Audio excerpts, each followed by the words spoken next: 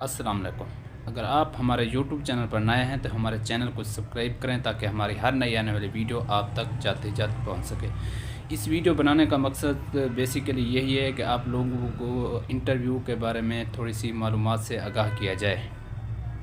बहुत से बच्चे ऐसे हैं जो एग्ज़ाम तो पास कर लेते हैं, चाहे पीपीसी का हो या दूसरे जो इदारे ख़ुद एग्ज़ाम लेते हैं, तो वो इंटरव्यू में अक्सर फ़ेल हो जाते हैं। तो वो कौन सी वजूहात हैं जिनकी बिना पर बच्चे फ़ेल हो जाते हैं? सबसे पहली जो वो गलती करते हैं, जब वो इंटरव्यू रूम में दाखिल होते हैं तो वो दरवाज़ा खुला छोड़ जाते हैं। अगर दरवाज़ा बंद था तो आपने जिस तरह से ही बंद था आपने उसी तरह ही बंद करना है। अगर आपके जाने से पहले दरवाज़ा खुला हुआ तो आपने खुला ही रखना है।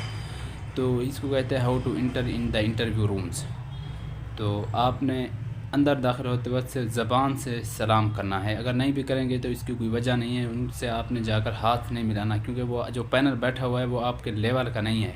तो आपने अपनी जो आपकी सीट है वह आपने वहाँ पर जाकर बैठ जाना है। सबसे पहले तो वो आपसे यही सवाल करेगा how to introduce yourself. वो इसका मतलब यह है कि आप अपने आप को इंट्रोड्यूस करें, मतलब अपना तारुफ करवाएं। अगर वो ये सवाल इंग्लिश में करता है तो आपने ये जहन में रखना है कि इसका जवाब आपने इंग्लिश में ही देना है। अगर वो ये सवाल करता है, उर्दू में करता है कि आप अपना तारुफ करवाएं, तो फिर आपने बताना है मैंने कहाँ से तालीम हासिल की है, मेरा नाम क्या है, मेरे फादर का नाम क्या है, मैं कहाँ, मेरा ताल्लुक़ कहाँ से है। तो इस चीज़ को आपने जहन में रखना। अगर वो सवाल आपसे इंग्लिश में पूछे तो आप उर्दू में देना शुरू कर दें, अगर वो उर्दू में पूछे तो आप इंग्लिश में देना कर दें। आप ऐसा नहीं करना चाहिए। तो पहली बात तो ये है कि दूसरी बात है कॉन्फिडेंस।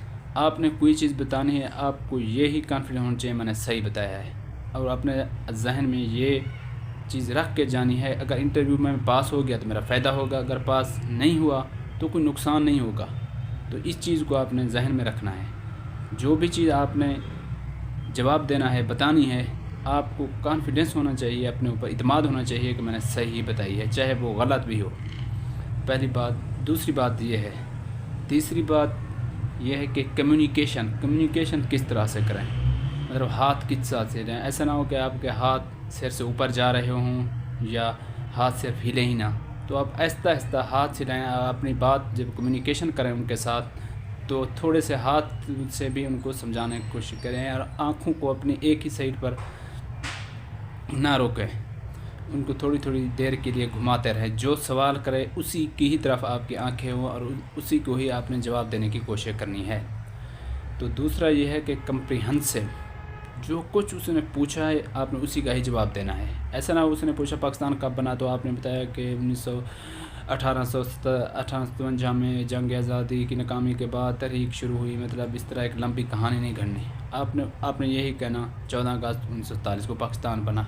जो वो पूछे आपने सिर्फ उसी का ही जवाब देना है। तो तीसरी बात ये आ गई कि कंटेक्ट, मतलब आपका कंटेक्ट कैसा है, आपका रवैया कैसा है, आप किस तरह से बात करते हैं, तो बात करने का स्टाइल क्या है। तो आप मतलब बैठे किस तरह, ऐसे ना हो आपने टांग के ऊपर टांग रखी हुई है, आप बड़े अफसर बन के वहाँ बैठे हैं। तो वो कभी कभार इस तरह भी हो जाता है कि इंटरव्यू के अंदर वो यही सिर्फ वो पूछने के लिए इसका कंटेक्ट कैसा है, ये किस तरह का इसका रवैया है, तो वो ये कहते हैं आपको पता नहीं है कि आप एग्ज़ाम रूम में बैठे हुए हैं, आपको शर्म नहीं आती। तो आपने अपने आप को कंट्रोल में रखना है। तो आपने जी सर करना है। तो आपने कोई गलत बयानी नहीं करनी, कोई मतलब उनके साथ झगड़ना नहीं है, अपने आप को कंट्रोल में रखना है।